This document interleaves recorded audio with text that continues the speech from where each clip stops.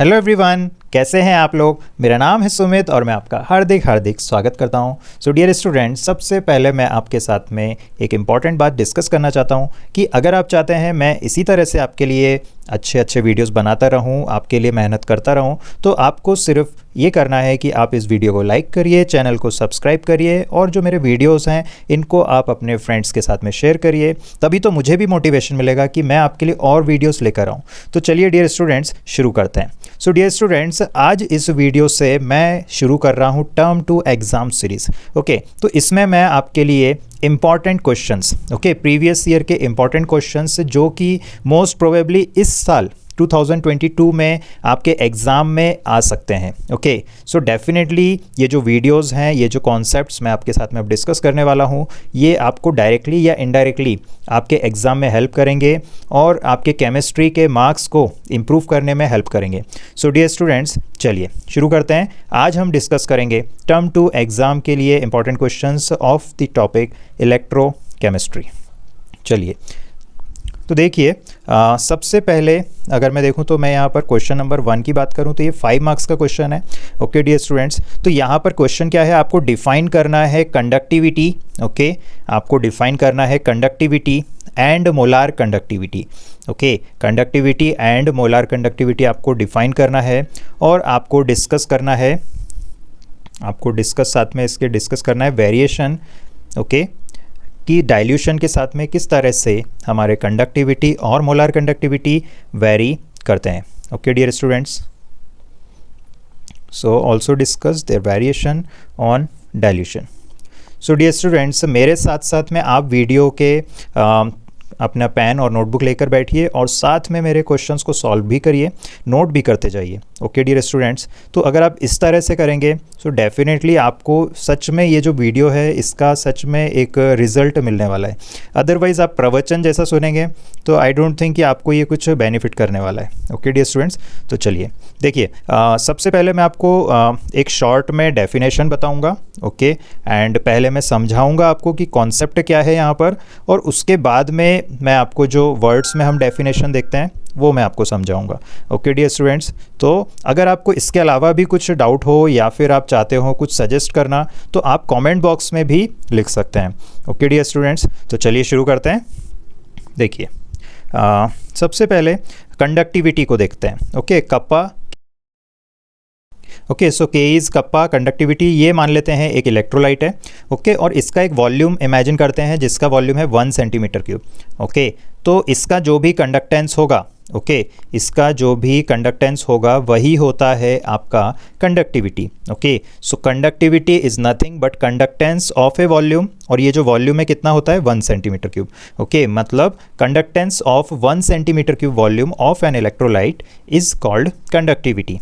Okay dear students, तो जैसे मैंने यहाँ पर एक आपको स्फेरिकल शेप में दिखा रखा है, तो रैंडम शेप है ये, इस टाइप से हो सकता है कि वो क्यूबिकल शेप भी हो सकता है क्योंकि 1 सेंटीमीटर क्यूब। ओके, तो ऐसा एक क्यूब जिसका डायमेंशन कितना हो 1 सेंटीमीटर। ओके, 1 सेंटीमीटर डायमेंशन वाले क्यूब का वॉल्यूम कितना होगा 1 centimetre cube. Okay dear students, तो किसी भी तरह से आप एक्सप्लेन कर सकते हैं, जस्ट आपको याद रखना है बेसिक कॉन्सेप्ट क्या, कंडक्टेंस। ओके, आर होता है रेजिस्टेंस, 1/r होता है कंडक्टेंस। तो आप कैसे इसको डिफाइन करेंगे, conductance of 1 centimetre cube volume. Okay, conductance of 1 centimetre cube volume, इसी को हम बोल देते हैं क्या, कंडक्टिविटी, कप्पा। के से इसको हम डिनोट करते हैं। तो ये जो क्यूब मैंने डिनोट करा है, ये क्यूब का साइड है 1 सेंटीमीटर। ओके, ये जो क्यूब है इसका साइड कितना है 1 centimetre. Okay, okay dear students, अब देखिए जो यूनिट्स होते हैं के यूनिट्स क्या होते हैं, Simon centimetre inverse. Okay, Simon क्या होता है 1/ओम। ओके, सो 1/ओम होता है साइमन। ओके, ये एसआई यूनिट होती है किसकी, आपके रेजिस्टेंस की एसआई यूनिट होती है ओम, तो 1/ओम होता है साइमन। और कप्पा की यूनिट क्या होती है, एसआई यूनिट, तो वो होती है siemens centimetre, sorry SI unit की बात करेंगे तो siemens metre inverse. Okay, centimetre नहीं आएगा, मीटर आएगा। ओके, तो कप्पा की एसआई यूनिट होगी siemens metre inverse. Okay dear students, चलिए तो यहाँ पर आपको याद रखना है, इसको हम बोलते हैं कप्पा। ओके, सो यहाँ पर अब हम लिखते हैं इसका आंसर। तो देखिए, कंडक्टिविटी क्या होता है, conductivity is defined as the conductance, okay, conductivity is defined as the conductance of 1 centimetre cube, okay. 1 centimetre cube volume का जो भी कंडक्टेंस होगा वही होता है आपका क्या, कंडक्टिविटी, ओके, इलेक्ट्रोलाइट के अंदर। सो आई होप आपको ये डेफिनेशन क्लियर हो गई। चलिए, तो अब इसकी अगर हम एसआई यूनिट की बात करें तो एसआई यूनिट क्या होती है इसकी, एसआई यूनिट होती है इसकी साइमन मीटर इनवर्स, ओके। चलिए आगे बढ़ते हैं। अब देखिए, it is also called as, इसको हम क्या बोलते हैं, स्पेसिफिक कंडक्टेंस, ओके, या फिर स्पेसिफिक कंडक्टिविटी, ओके, ये हम इसको बोल देते हैं, okay. So kappa is also called as specific conductance और स्पेसिफिक कंडक्टिविटी, ओके। चलिए, अब क्वेश्चन में हमसे पूछा था कि डाइल्यूशन पे क्या होगा, ओके। तो देखिए, जब हम डाइल्यूट कर देते हैं, ओके, जब हम डाइल्यूट कर देते हैं तो क्या होता है, तो यहाँ पर नंबर ऑफ आयंस जो रहते हैं 1 यूनिट वॉल्यूम में, ओके, ये डिक्रीज़ हो जाते हैं, okay. So number of ions पर सेंटीमीटर क्यूब डिक्रीजेस, ओके। क्योंकि देख सकते हो आप, अगर हम सपोज सॉल्वेंट ऐड करेंगे तो आयंस एक दूसरे से दूर जाने लगेंगे, ओके। तो वो जो वॉल्यूम हमने देखा था शुरू में, वो वॉल्यूम 1 सेंटीमीटर क्यूब है, बट उस 1 सेंटीमीटर क्यूब वॉल्यूम के अंदर अब आयंस कम हो गए, और अगर आयंस कम हो गए तो कंडक्टेंस भी कम हो जाएगा, ओके। सो उस वॉल्यूम के लिए ही हम बात कर रहे हैं, अगर कप्पा की बात कर रहे हैं तो, ओके। तो कप्पा आपका क्या हो जाएगा, डिक्रीज हो जाएगा ऑन डाइल्यूशन, ओके। तो इसी बात को लिख लेते हैं, so K will decrease with dilution, okay dear students. चलिए, अब देखते हैं molar conductivity, okay.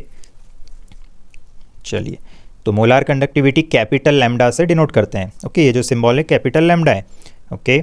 So molar conductivity या मोलार कंडक्टेंस भी हम इसको बोलते हैं, ओके। सो देखिए, यहाँ पर अगर मैं ये इलेक्ट्रोलाइट को इमेजिन करूँ तो देखिए, अब यहाँ पर क्या बोलते हैं मोलार कंडक्टेंस में कि 1 मोल ऑफ इलेक्ट्रोलाइट का जो भी कंडक्टेंस होगा, okay, conductance of 1 mole of electrolyte, okay dear students. Last में हमने देखा था कप्पा, कप्पा में किसका कंडक्टेंस था, 1 यूनिट वॉल्यूम का, ओके, जो कि हमने कहा था 1 सेंटीमीटर क्यूब का, ओके डियर स्टूडेंट्स। अब यहाँ हम डिफाइन कर रहे हैं मोलार कंडक्टेंस, ओके। तो जैसा आप नाम भी उसका ध्यान से पढ़िए, मोलार मोलार मोलार मतलब 1 मोल की बात हो रही है, ठीक है। तो 1 मोल ऑफ इलेक्ट्रोलाइट जितने भी वॉल्यूम में हो, अब यहाँ पर वॉल्यूम 1 सेंटीमीटर क्यूब नहीं है, वो कुछ भी हो सकता है, ओके। सो लेट्स से ये जो मैंने वॉल्यूम को मार्क करा है ब्लैक कलर से, ये मान लेते हैं V वॉल्यूम है, ओके। तो इसका वॉल्यूम मान लेते हैं कितना है, V सेंटीमीटर क्यूब, ओके। तो इस वॉल्यूम के अंदर 1 मोल ऑफ इलेक्ट्रोलाइट प्रेजेंट है, ओके। इसके अंदर कितना इलेक्ट्रोलाइट प्रेजेंट है, 1 मोल ऑफ इलेक्ट्रोलाइट प्रेजेंट है, और 1 मोल ऑफ इलेक्ट्रोलाइट का जितना भी कंडक्टेंस होगा वही होता है हमारा क्या, मोलार कंडक्टेंस और molar conductivity, okay dear students. चलिए, तो अभी हमने थोड़ी देर पहले क्या देखा था, हमने देखा था कि 1 centimetre cube, okay, 1 centimetre cube volume का कंडक्टेंस क्या होता है, कप्पा, ओके। ये हमने अभी देखा था थोड़ी देर पहले कि 1 सेंटीमीटर क्यूब का कंडक्टेंस होता है कप्पा। अब आप यूनिटरी मेथड लगाकर खुद ही बताइए कि अगर V सेंटीमीटर क्यूब है, क्योंकि यहाँ पर वॉल्यूम है V, तो अगर 1 में कप्पा है तो V वॉल्यूम में कितना होगा, तो देखिए V सेंटीमीटर क्यूब का क्या होगा, कप्पा इंटू V, सिंपल सी हमने यूनिटरी मेथड लगा दिया, ओके। तो देखिए, हमने अभी इसको डिफाइन करा था कि मोलार कंडक्टेंस V वॉल्यूम का, मतलब जिसमें 1 मोल ऑफ इलेक्ट्रोलाइट है, वही होता है मोलार कंडक्टेंस। तो फॉर्मूला आ गया हमारे पास में, ये देखिए मोलार कंडक्टेंस का फॉर्मूला आ गया क्या, kappa into V, okay dear students. तो ये एक इम्पॉर्टेंट फार्मूला आपका आ चुका है, कप्पा इंटू V। अब इसको आप याद रखेंगे, ओके, ये जो फार्मूला है इसको आप याद रखेंगे। चलिए, अब देखिए, ये आपका है मोलार वॉल्यूम, V क्या है, molar volume, okay dear students, मतलब जितने वॉल्यूम में 1 मोल प्रेजेंट होता है उसी को हम बोलते हैं मोलार वॉल्यूम। अब देखिए, मोलारिटी की अगर मैं बात करूं तो मोलारिटी का क्या फार्मूला होता है, तो देखिए मोलारिटी का फार्मूला होता है moles upon volume in litre, okay. Molarity का फार्मूला होता है moles upon volume in litre, okay. ये हमारा मोलारिटी का फार्मूला हो गया। अब देखिए, यहाँ पर ये जो V सेंटीमीटर क्यूब है, ओके, ये वॉल्यूम लीटर में नहीं है, ये सेंटीमीटर क्यूब में है। अच्छा, तो अब आपको ये तो पता ही होगा कि सेंटीमीटर क्यूब मतलब क्या होता है, मिलीलीटर, ओके। तो ये वॉल्यूम है V मिलीलीटर, ओके अगर मैं लीटर में कन्वर्ट करूँ तो क्या होगा, V अपॉन 1000 लीटर। ओके तो अब देखिए मोलारिटी के फॉर्मूले में रखते हैं, मोल्स कितना है 1, ओके 1 मोल है हमारा इस वॉल्यूम में, और वॉल्यूम कितना है V/1000 लीटर, क्योंकि फॉर्मूले में लीटर में करना है तो बस हमने यहाँ पर कर दिया। अब ये 1000 ऊपर चला जाएगा न्यूमरेटर में, तो चलिए अब लिखते हैं मोलारिटी क्या हो जाएगा। देखिए मोलारिटी हो गया 1000 अपॉन V। ओके या फिर मैं V को क्या लिख सकता हूँ, मैं V को लिख सकता हूँ 1000 अपॉन मोलारिटी। ओके चलिए तो 1000 अपॉन मोलारिटी हमारा V आ गया है। तो अब देखिए अभी हमने थोड़ी देर पहले फॉर्मूला डिराइव किया था कि मोलार कंडक्टेंस होता है कप्पा इंटू वी, तो कप्पा इंटू वी में V का वैल्यू रख देंगे हम 1000 upon M। Okay dear students, तो बस 1000 अपॉन M हमने यहाँ पर रख दिया। ओके डियर स्टूडेंट्स, तो देखिए ये आपका आ गया मोलार कंडक्टेंस का फॉर्मूला। अब देखिए मैंने ये आपको इतना सब कुछ क्यों बताया है, आपके CBSE एग्ज़ाम में क्या डेराइव करने का लिए फॉर्मूला आएगा, नहीं आएगा, बट फिर भी मैंने क्यों बताया, सो दैट आपको क्लियर हो जाए कि कैसे ये फॉर्मूले आते हैं। अब आपको ये डेरिवेशन याद नहीं रखना है, आपको सिर्फ फाइनल फार्मूले को याद रखना है। तो 2 फार्मूले इंपॉर्टेंट हो गए हैं आपके मोलार कंडक्टेंस के, kappa into V and kappa into 1000 upon molarity. Okay क्योंकि जब आपको डेरिवेशन पता रहेगा तभी आपको कॉन्सेप्ट जब आप अप्लाई करेंगे तो आपको आसानी से वो याद भी हो पाएगा, अदरवाइज़ आप कंफ्यूज होंगे कि क्या हो रहा है ये। ओके तो चलिए ये काम मैंने आपके लिए आसान कर दिया, अब से आपको सिर्फ ये फॉर्मूले को ही क्या रखना है, याद रखना है। ओके डियर स्टूडेंट्स, चलिए आगे बढ़ते हैं। तो अब हम यहाँ पर डाइल्यूशन की बात करें, तो चलिए डाइल्यूशन देख लेते हैं मोलार कंडक्टेंस में क्या होगा। तो देखिए यहाँ पर सबसे पहले ग्राफ से समझाता हूँ आपको। तो देखिए molar conductance versus under root of concentration. Okay ये ग्राफ काफ़ी फ्रीक्वेंटली आपसे पूछे जाते हैं। ओके तो ये आपको याद रखना है। अब देखिए स्ट्रॉन्ग और वीक इलेक्ट्रोलाइट्स के लिए ये अलग अलग ग्राफ बनते हैं। ओके अब देखिए डाइल्यूशन जब आप करेंगे तो मोलार कंडक्टेंस इंक्रीज होगा, जैसे ये वीक इलेक्ट्रोलाइट में आप देख सकते हो। ओके देखिए वीक इलेक्ट्रोलाइट में अगर हम देखें तो ये आपका जो ग्राफ है मैंने कैसे बनाया, राइट टू लेफ्ट। तो राइट टू लेफ्ट अगर मैं जाता हूँ तो कॉन्सेंट्रेशन डिक्रीज हो रहा है। ओके एक्स एक्सिस पर क्या है, कॉन्सेंट्रेशन अंडर रूट में। तो अगर मैं राइट टू लेफ्ट में गया तो मैं देखता हूँ कि मेरा ये जो ग्राफ है, ओके जो मैंने रेड कलर से बनाया है, ओके ये इंक्रीज़ हो रहा है। इसका मतलब वीक इलेक्ट्रोलाइट्स के लिए आपका डाइल्यूशन पर मोलार कंडक्टेंस इंक्रीज़ हुआ। ओके ऑल्दो स्ट्रॉन्ग इलेक्ट्रोलाइट्स के लिए भी ये क्या होता है, इंक्रीज़, बट वीक इलेक्ट्रोलाइट्स में आप देखते हैं कि ये काफ़ी ज़्यादा इंक्रीज़ हो गया सडनली। बट स्ट्रॉन्ग इलेक्ट्रोलाइट में जो इंक्रीज़ होता है वो इतना ज़्यादा सडनली नहीं होता है जैसा वीक का होता है। ओके ये आप देख सकते हो किस तरह से होगा स्ट्रॉन्ग इलेक्ट्रोलाइट का। ओके तो ये आप देख सकते हो एक स्ट्रेट लाइन बन रही है यहाँ पर कुछ यूनिफॉर्म इंक्रीज़ हो रहा है। ओके तो स्ट्रॉन्ग में भी इंक्रीज़ हुआ, वीक में भी इंक्रीज़ हुआ। राइट टू लेफ्ट में जा रहा हूँ मतलब कॉन्सेंट्रेशन डिक्रीज़ हो रहा है, मतलब यहाँ पर क्या हो रहा है, डाइल्यूशन। ओके डियर स्टूडेंट्स, तो on dilution molar conductance increases, on dilution kappa क्या हो रहा था, डिक्रीज हो रहा था। ओके क्योंकि वहाँ पर number of ions 1 unit volume में क्या हो रहे थे, डिक्रीज हो रहे थे। ओके यहाँ पर अगर मैं बात करूँ तो वीक इलेक्ट्रोलाइट्स में इतना ज़्यादा इंक्रीज़ क्यों हो रहा है, क्योंकि वीक इलेक्ट्रोलाइट्स आपने देखा होगा कि जब हम वीक इलेक्ट्रोलाइट्स की बात करते हैं तो उनका डिग्री ऑफ डिसोसिएशन बढ़ जाता है। ओके तो यहाँ पर मोलार कंडक्टेंस इनका बढ़ जाएगा क्योंकि आयंस भी बढ़ जाएंगे, बट स्ट्रॉन्ग इलेक्ट्रोलाइट्स तो ऑलरेडी काफ़ी ज़्यादा डिसोसिएटेड थे। ओके तो यहाँ पर इनकी जो इंक्रीमेंट हो रहा है वो क्यों हो रहा है, क्योंकि जब आप डाइल्यूट कर देंगे तो इनकी मोबिलिटी बढ़ जाएगी। ओके ये काफ़ी ज़्यादा इनको ट्रैवल करने में काफ़ी ज़्यादा क्या होगा, आसानी हो जाएगा, तो मोबिलिटी के कारण इनका बढ़ जाता है। ओके बट आपको अभी इतना बोर्ड के लिए इतना सब कुछ नहीं लिखना है, आपको सिर्फ ये याद रखना है कि मोलार कंडक्टिविटी ऑफ वीक या फिर स्ट्रॉन्ग इलेक्ट्रोलाइट दोनों के ही क्या हो जाते हैं, इंक्रीज़ हो जाते हैं। Okay on dilution. Okay dear students, चलिए तो इतना मुझे लगता है आपको समझ में आ गया। अब कुछ एग्जांपल देखते हैं, जैसे स्ट्रॉन्ग इलेक्ट्रोलाइट्स के एग्जांपल हो गए KCl NaCl। वीक का एग्जांपल क्या हो सकता है, जैसे हाइड्रोजन साइनाइड, आपका एसिटिक एसिड CH3COOH। ओके चलिए सो डियर स्टूडेंट्स अब देखते हैं क्वेश्चन नंबर 2। तो देखिए क्वेश्चन 2 में क्या पूछ रहा है, डिफाइन कोलराश लॉ। ओके यहाँ पर आपको कोलराश लॉ को डिफाइन करना है and also explain its application. Okay आपको यहाँ पर इसके क्या एप्लीकेशंस होते हैं इसको भी एक्सप्लेन करना है। ओके सो देखिए कोलराश लॉ जो होता है ये one of the most important part है आपके बोर्ड्स के रिस्पेक्ट में। ओके। ऑलमोस्ट हर साल कोलराश लॉ पे आपके क्वेश्चंस आते रहते हैं।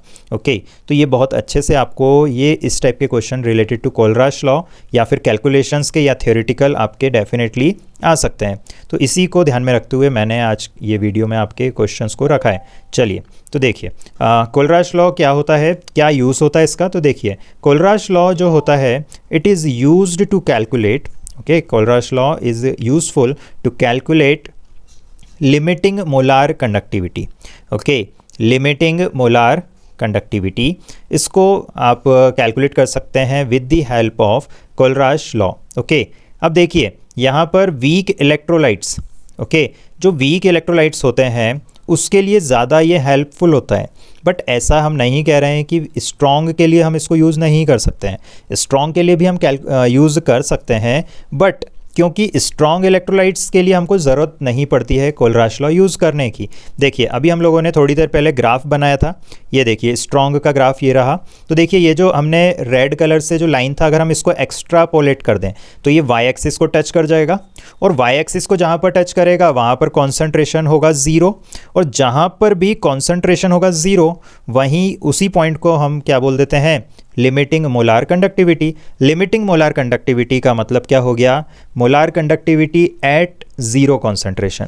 ज़ीरो कॉन्सेंट्रेशन भी बोल सकते हो या फिर इनफाइनाइट डाइल्यूशन भी आप इसको बोल सकते हो।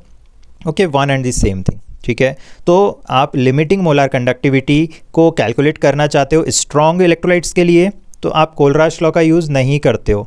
ऐसा नहीं है कि आप कर नहीं सकते हो, बट हम नहीं करते हैं। क्यों नहीं करते हैं, क्योंकि हमारे पास में ग्राफ है, और ग्राफ की ये स्ट्रेट लाइन को मैं सीधे सीधे एक्स्ट्रापोलेट करूँगा, और मुझे ये वाई एक्सिस पर कहाँ पर मिल रही है मैं इसको चेक कर लूँगा। बट अगर वीक इलेक्ट्रोलाइट के लिए ग्राफ देखूँ मैं, तो देखिए वीक इलेक्ट्रोलाइट के लिए अगर मैं देखता हूँ तो ये देखिए मैं इसको अगर एक्स्ट्रापोलेट करता भी हूँ तो ये वाई एक्सिस को टच होती हुई नहीं दिखाई देती है ना। तो इसलिए वीक इलेक्ट्रोलाइट्स में ये फंडा हमारा काम करने वाला नहीं है। ओके, तो वीक इलेक्ट्रोलाइट्स में हमको ज़रूरत पड़ती है कोलराश लॉ की। Okay, so Kohlrausch law is useful for weak electrolytes. Okay, चलिए अब देखिए जो कोलराश लॉ होता है, okay, Kohlrausch law states that limiting molar conductivity, okay, limiting molar conductivity जिसको हम लिमिटिंग मोलार कंडक्टेंस भी बोल सकते हैं। ओके, तो Kohlrausch law states that limiting molar conductivity of an electrolyte, okay, किसी भी इलेक्ट्रोलाइट का जो लिमिटिंग मोलार कंडक्टेंस या फिर लिमिटिंग मोलार कंडक्टिविटी होता है वो इक्वल होता है किसके, that is equal to the sum of cations and anions. Okay, जो भी कंट्रीब्यूशन आपका कैटायन दे रहा है और एनायन दे रहा है, इन दोनों के सम से ही हमको मिल जाएगा हमारा ओवरऑल इलेक्ट्रोलाइट का limiting molar conductivity. Okay dear students, चलिए देखते हैं कैसे। Okay, so individual contribution of cation and anion. Okay, contribution of cation and anion. Okay, for example मैं आपको aluminium sulphate, okay, Al2SO4 whole thrice, इससे मैं आपको समझाने की कोशिश करता हूँ। ओके डियर स्टूडेंट्स, अब देखिए एल्यूमिनियम सल्फेट में कैटायन क्या है और एनायन क्या है, सबसे पहले आपको ये पता होना चाहिए। ओके, तो देखिए एल्यूमिनियम सल्फेट में, ओके, तो देखिए यहाँ पर कौन कौन से आयंस हैं, Al पॉजिटिव 3 आयंस हैं, ओके, और सल्फेट आयंस है SO4-2 आयंस है ना। तो अब देखिए यहाँ पर अगर मैं लिमिटिंग मोलार कंडक्टिविटी निकालना चाहता हूँ किसकी, Al2SO4 होल थ्राइस की। ओके, सो देखिए यहाँ पर हमने क्या लिखा था, हमने लिखा था कि इंडिविजुअल कैटायंस और एनायंस के लिए जितना होगा उसको हम ऐड कर देंगे। तो Al positive 3, okay, Al positive 3 का जो लिमिटिंग मोलार कंडक्टेंस है, ओके, ये स्मॉल लैम्डा हो गया, और आपका कैपिटल लैम्डा हमने इलेक्ट्रोलाइट के लिए लिख दिया।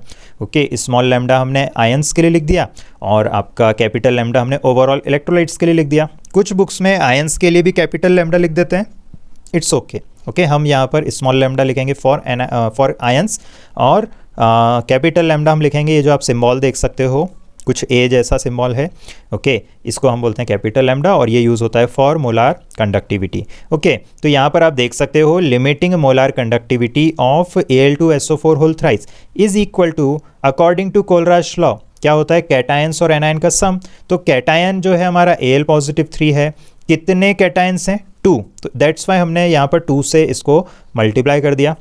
ओके, देन ऐड करेंगे हम एनायंस के लिए, एनायन है 3, so 3 and limiting molar conductance of sulphate ions. Okay dear students, चलिए, तो ये जो जीरो जैसा आप सिंबल देख रहे हैं, ये आपको किसके लिए लिखना है, लिमिटिंग के लिए, जब जीरो कॉन्सेंट्रेशन हो रहा हो, या फिर इनफाइनाइट डाइल्यूशन भी हम इसको बोल सकते हैं। ओके, चलिए, तो अगर मैं BaCl2 के लिए लिखना चाहूँ, okay, limiting molar conductance of BaCl2, तो बैरियम आयंस कितने हैं, 1, ओके, तो हम यहाँ पर इसको 1 से ही रहने देंगे मल्टीप्लाई, प्लस अब क्लोराइड है 2, तो 2 से मल्टीप्लाई करेंगे, सो 2 ये हमने लिख दिया limiting molar conductance of chloride ion. चलिए, तो अब BaCl2 के बाद में लेट्स से मैं H2SO4 के लिए लिखना चाहता हूँ। ओके, तो H2SO4 में 2H है, तो 2 से मल्टीप्लाई कर देंगे हम। ओके, तो देखिए 2 से मल्टीप्लाई कर दिया हमने H पॉजिटिव आयन के लिए, और आपका ये सल्फेट आयन का।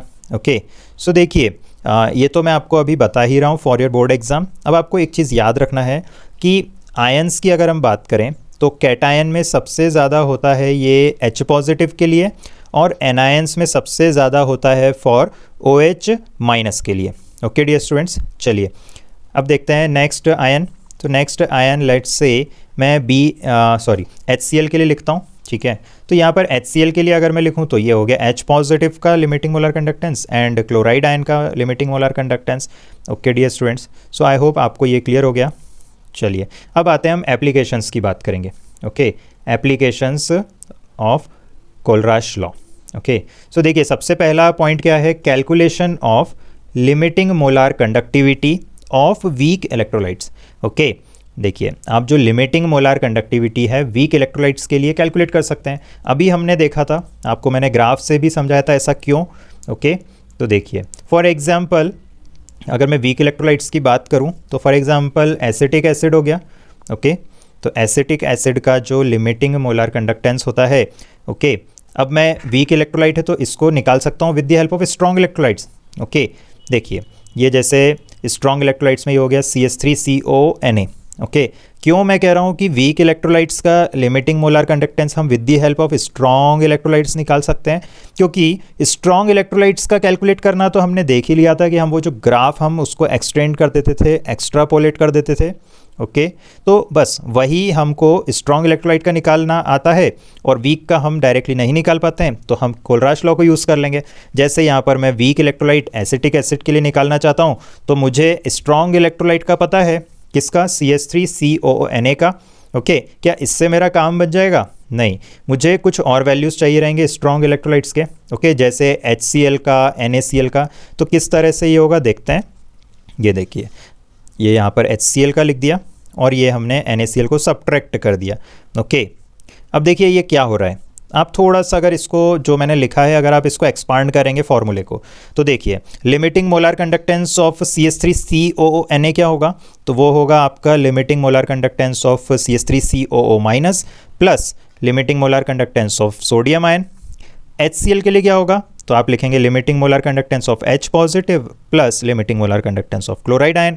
ओके, देन सब्ट्रैक्ट कर देंगे limiting molar conductance of NaCl। NaCl का मतलब क्या हो गया, Na positive and Cl negative. तो मैं जो बोल रहा हूँ ऐसे आप लिखिए अपने पेज पर और खुद से एक बार आप देखेंगे सब कुछ कैंसिल हो जाएगा, लास्ट में सिर्फ 2 बचेगा। कौन कौन सा, limiting molar conductance of acetate ion CH3COO minus and limiting molar conductance of H positive.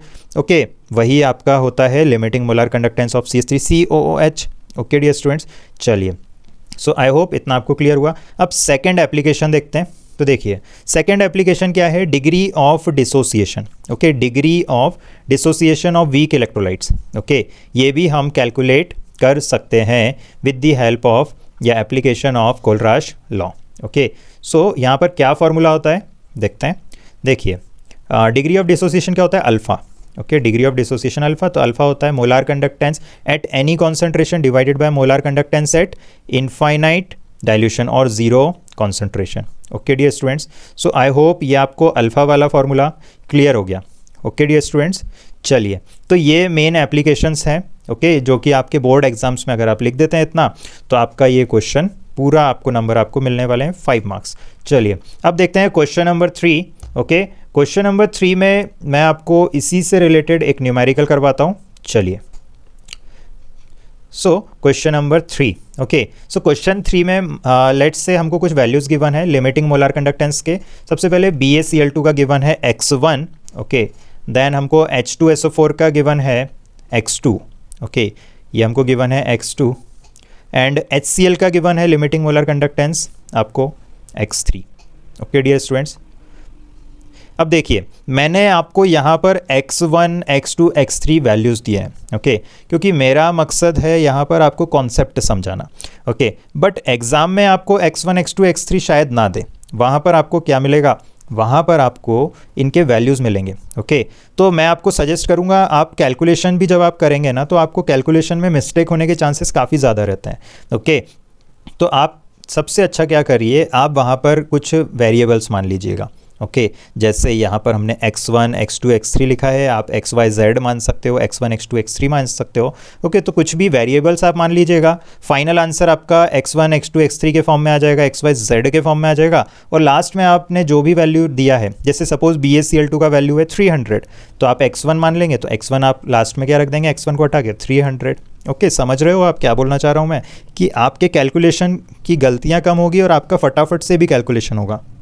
Okay, तो आप क्या करेंगे, वेरिएबल्स शुरू में आप मान सकते हैं, बट फिलहाल आपको कॉन्सेप्ट समझाता हूँ मैं। देखिए, ये आपका तीनों के लिमिटिंग मोलार कंडक्टेंस यहाँ पर क्या है, गिवन है। अब आपको क्वेश्चन में क्या पूछा है, you have to calculate limiting molar conductance. Okay, you have to calculate limiting molar conductance of BaSO4, barium sulphate का आपको कैलकुलेट करना है लिमिटिंग मोलार कंडक्टेंस।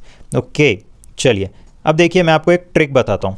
ओके, ये जो ट्रिक है आपके, ये बोर्ड में नहीं लिखना है, ये आपको सिर्फ समझाने के लिए, ठीक है। जैसे हमको BaCl2, H2SO4 और HCl, ओके, इन तीनों के लिमिटिंग मोलार कंडक्टेंस क्या है, गिवन है। ओके, इन तीनों के लिमिटिंग मोलार कंडक्टेंस हमको गिवन है। ओके डियर स्टूडेंट्स, अब हमको पता किसके लिए करना है, तो BaSO4 के लिए करना है। ओके, सो हमको पता किसके लिए करना है, BaSO4 के लिए। अब देखिए आपको क्या करना है, ये सब काम जो आप कर रहे हो, ये जो सारे काम आप कर रहे हो, ये आपको रफ में करना है।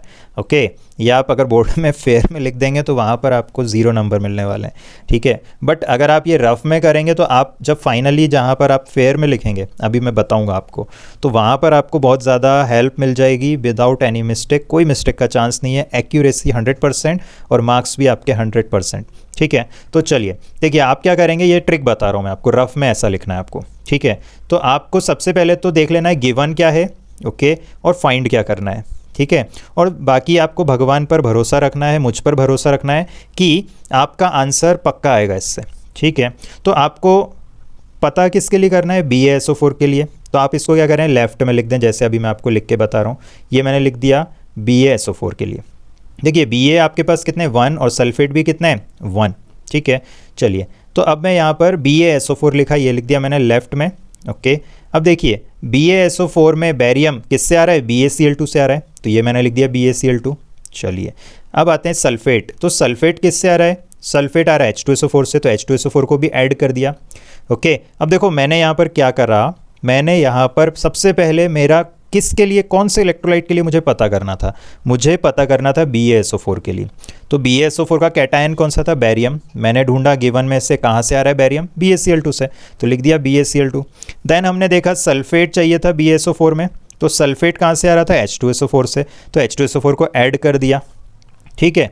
अब डेफिनेटली जो थर्ड वाला है वो वहाँ पर सब्ट्रैक्ट ही होगा, बट कितने होंगे ये सारी चीज़ें अभी देखते हैं। ओके, अब देखिए बैरियम आयन कितने चाहिए हमको, 1, ओके। सल्फेट कितने चाहिए, 1 हमारे आ गया।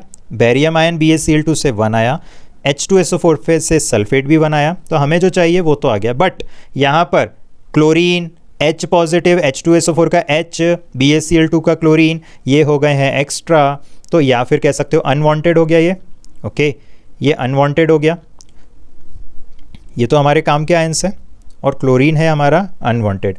ओके, तो अब हम क्या करेंगे, इस क्लोरीन को हटाने के लिए HCl से हम हटा सकते हैं। ओके, कितने क्लोरीन है, 2, तो यहाँ पर 2HCl लिखोगे। 2HCl क्यों लिखा, क्योंकि 2 क्लोरीन है।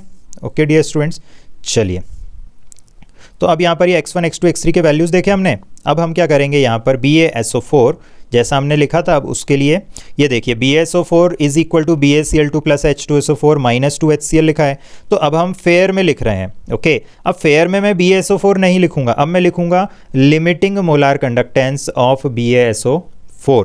Okay, so limiting molar conductance of BaSO4 equal to limiting molar conductance of BaCl2, okay, plus limiting molar conductance of H2SO4 minus limiting molar twice of limiting molar conductance of HCl। Okay, तो जब हम ये सारे values यहाँ से लिख लेंगे x1 x2 x3, okay, तो ये हमने लिख दिया यहाँ पर x1 plus x2 minus 2x3। Okay dear students, तो यहाँ पर आप देख सकते हो कि हमारा आंसर आ चुका है। हमसे क्वेश्चन में क्या पूछा था, हमसे क्वेश्चन में पूछा था limiting molar conductance of BaSO4, तो हमारा आंसर आ चुका है x1 x2 x3 के फॉर्म में। हो सकता है आपको एग्जाम में वैल्यूज़ गिवन हो, तो आप यहाँ पर वैल्यूज़ लिख दीजिएगा, तो आपका आंसर आ जाएगा। ओके डियर स्टूडेंट्स, चलिए अब देखिए ये तो मोलार कंडक्टेंस है। अब मैं यहाँ पर एक कॉन्सेप्ट आपको और ऐड करवाना चाहता हूँ, ऑल्दो क्वेश्चन में नहीं पूछा, बट हो सकता है आपसे पूछ लिया जाए एंड आपके नीट जेई में भी यहाँ पर ये कॉन्सेप्ट काम आता है। तो थोड़ा सा अगर आपने यहाँ तक सुन लिया है तो आपको एक थोड़ा सा एक पॉइंट आपको मैं बताना चाहता हूँ। देखिए इक्विवेलेंट कंडक्टेंस आपका होता है molar conductance upon n factor. Okay,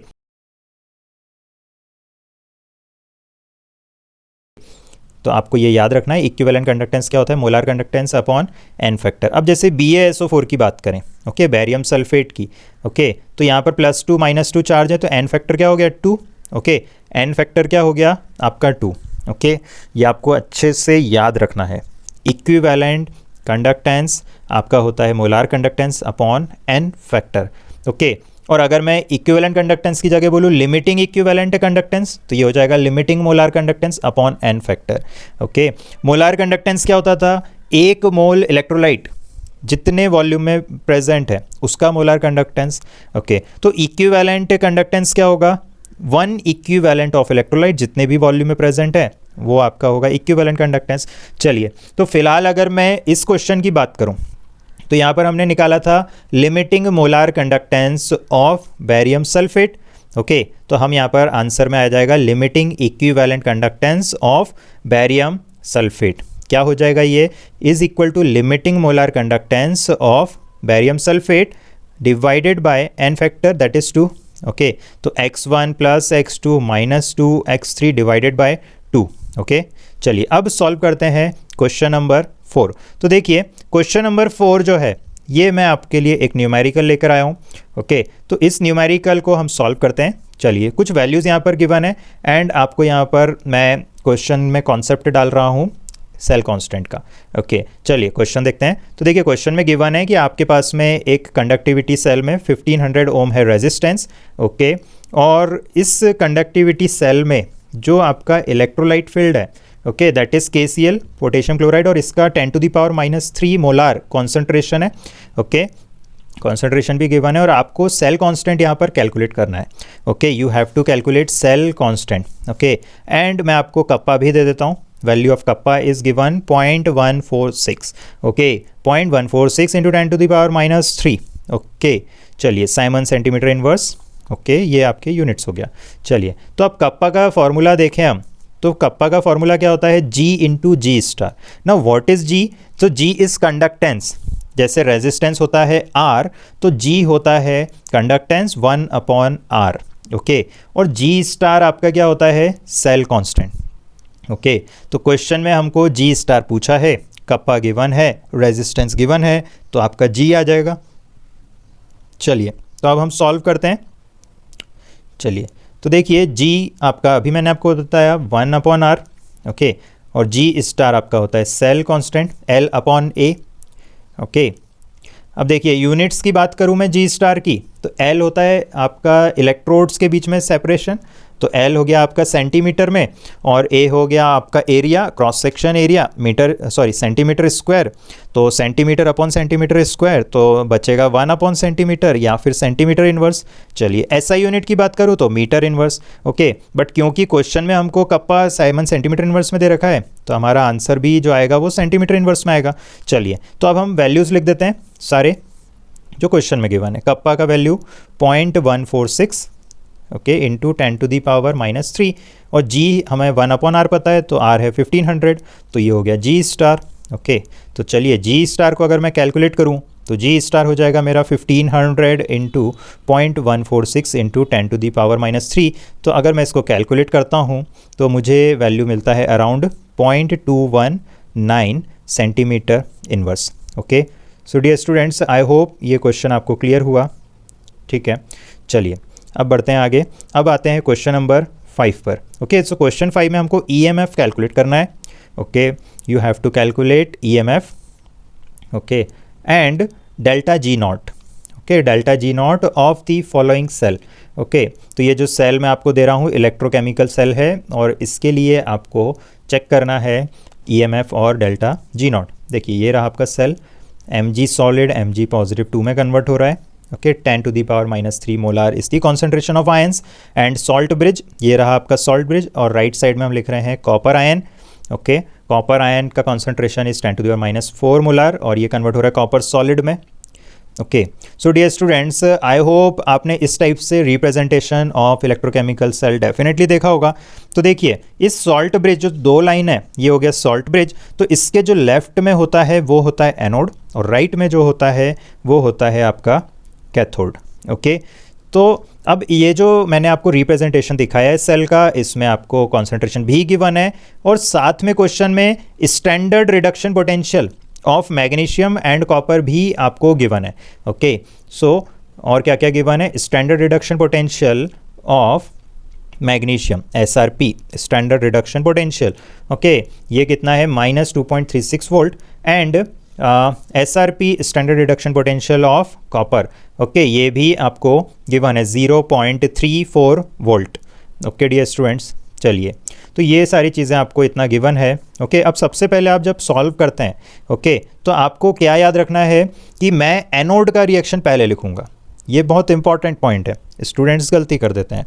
क्या करते हैं स्टूडेंट्स, पहले कैथोड का रिएक्शन लिखते हैं। ऑल्दो उनके आंसर कभी कभी सही आ सकते हैं बट गलत भी हो सकता है, बट जब आप एनोड के रिएक्शन को पहले लिखेंगे तो आपसे कभी भी गलती नहीं हो सकती है। इसका भी एक रीज़न है जो कि मैं कभी JEE की क्लास जब लूँगा तब वहाँ पर आपको समझाऊंगा, बट अभी के लिए मैं अगर आपसे बात करूँ तो आप याद रखिए बस एनोड का पहले लिखना है, कैथोड का रिएक्शन बाद में लिखना है। ओके, चलिए तो देखिए एनोड पर होता है ऑक्सीडेशन, तो ये हो गया ऑक्सीडेशन।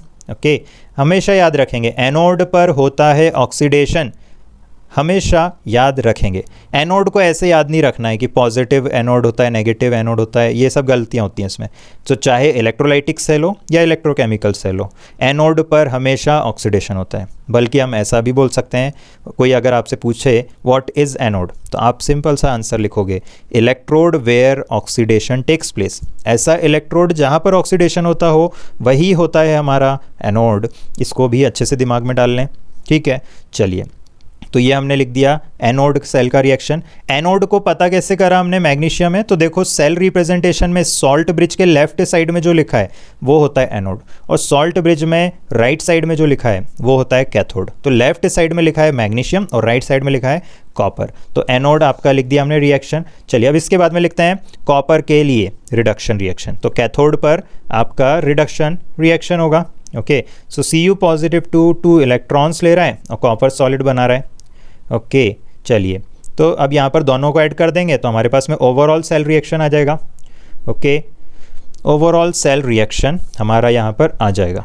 इससे हमें हेल्प क्या मिलने वाली है, हम नर्न्स्ट इक्वेशन लिख पाएंगे। यस, हम लिख पाएंगे अब नर्न्स्ट इक्वेशन। तो चलिए लिखते हैं, अप्लाई करते हैं नर्न्स्ट इक्वेशन। ओके, सो नर्न्स्ट इक्वेशन में आप क्या निकाल सकते हो, आप EMF ऑफ सेल निकाल सकते हो। तो E cell is equal to E0 of cell, okay, -0.059 divided by n log of Q। Okay, यही होती है हमारी नर्न्स्ट इक्वेशन। ओके, चलिए अब E0 सेल क्या होता है, तो ई नॉट सेल हमारा होता है SRP of cathode, SRP of cathode minus SRP of anode. Okay, तो कैथोड और एनोड को ढूंढना हमें आ गया है। कैसे, चलो देखते हैं। कैथोड होता है आपका राइट में और एनोड होता है आपका लेफ्ट में। ये आपका सॉल्ट ब्रिज राइट साइड में है आपका कैथोड, लेफ्ट में है एनोड। ओके डियर स्टूडेंट्स, अभी मैंने बताया था आपको अच्छे से। चलिए, तो अब ये देख लीजिए आपके लेफ्ट और राइट में क्या है। तो देखिए राइट में है कॉपर, तो कॉपर है आपका कैथोड, और लेफ्ट में आपका मैग्नीशियम, ये हो गया एनोड। तो standard reduction potential of copper, ठीक है, minus SRP of anode magnesium. तो आपको क्या याद रख लेना है, आपको याद रख लेना है कि formula of E not cell क्या होता है, कैथोड माइनस एनोड। लेकिन रिडक्शन पोटेंशियल होना चाहिए। गलती से अगर आपने ऑक्सीडेशन पोटेंशियल लिख दिया, सोच लिया, बोल दिया, तो बस आपको मिलने वाला है 0 नंबर। तो बस याद रखेंगे आप। चलिए, तो अब हम इसमें अब वैल्यूज़ डालेंगे जो कि आपको क्वेश्चन में गिवन है। ओके, चलिए, तो देखिए SRP ऑफ कॉपर इज़ 0.34 और ये आपको -2.36 गिवन है। ओके, तो अगर हम इसको सॉल्व करते हैं 2.7 वोल्ट आ जाएगा हमारा। ओके, तो ई नॉट सेल हमारा आ चुका है कितना, 2.7 वोल्ट। ओके, अब देखिए SRP का मतलब क्या होता है। तो देखिए कॉपर की बात करें तो E naught Cu positive two copper. Okay, और SOP, ओके, SOP का मतलब स्टैंडर्ड ऑक्सीडेशन पोटेंशियल। देखिए क्या होता है ना कि जैसे मैंने यहाँ पर SRP ऑफ कॉपर बोला है, बट एग्ज़ाम में ज़रूरी नहीं है SRP ऑफ कॉपर लिखा हो, आपको वहाँ पर ये सिम्बॉल्स के फॉर्म में भी लिखा हो सकता है। तो ये जो स्लैश है, देखो कॉपर पॉजिटिव 2 से कॉपर पे जा रहा है, मतलब ये रिडक्शन हो रहा है। तो SRP का मतलब स्टैंडर्ड रिडक्शन पोटेंशियल। और अगर इसका उल्टा लिखा हो, मतलब ई नॉट, ये जो ज़ीरो जैसा सिम्बॉल है ई के ऊपर, ये तो हो गया स्टैंडर्ड का। ओके, बट अगर Cu/Cu पॉजिटिव 2 लिखा हो, ओके, तो Cu/Cu पॉजिटिव 2 लिखा हो, इसका मतलब ये क्या हो रहा है, ऑक्सीडेशन हो रहा है। ओके, तो ये ऑक्सीडेशन हो रहा है। तो रिडक्शन पोटेंशियल हमको कितना गिवन था, 0.34, तो ये नेगेटिव हो जाएगा। ओके, हमेशा याद रखेंगे रिडक्शन पोटेंशियल और ऑक्सीडेशन पोटेंशियल का सम होता है 0। तो अगर सम 0 होता है तो इनके साइन क्या होंगे, अपोजिट। ओके, तो SRP ऑफ कॉपर 0.34 था, तो SOP ऑफ कॉपर क्या होगा, SOP ऑफ कॉपर होगा हमारा -0.34 volt. Okay dear students, so I hope ये आपको क्लियर हो गया। चलिए, तो अब हमारा जो फॉर्मूला था नर्न्स्ट इक्वेशन का, ओके, अब हम वहाँ पर वैल्यूज़ लिखेंगे। देखिए मैं आपको समझा रहा हूँ तो शायद थोड़ा सा टाइम लगेगा, बट ऐसा नहीं है कि क्वेश्चन बहुत बड़े हैं। क्वेश्चन ये आपके बहुत छोटे हैं। अगर आपने कॉन्सेप्ट समझ लिया तो आप इसको विद इन 1 और 2 मिनट आप इसको सॉल्व कर पाएंगे। काफ़ी आसान क्वेश्चन है। ओके डियर स्टूडेंट्स, सो डरना नहीं है, डरना मना है। चलिए, तो देखिए यहाँ ई नॉट सेल आ चुका है 2.7 माइनस 0.059। अब एन हमारा क्या था, 2, क्योंकि ये देख सकते हो 2 इलेक्ट्रॉन है यहाँ पर, एनोड और कैथोड पर जो गेन या रिलीज़ हो रहे हैं, तो एन आ गया 2, तो ये लिख दिया 2। अब क्यू को देख लेते हैं, लॉग के अंदर जो है क्यू। ओके, तो देखिए ओवरऑल सेल रिएक्शन हमको पता है। ओके, तो ओवरऑल सेल रिएक्शन से हम निकाल सकते हैं क्यू। क्यू क्या होता है, रिएक्शन कोएफिशिएंट।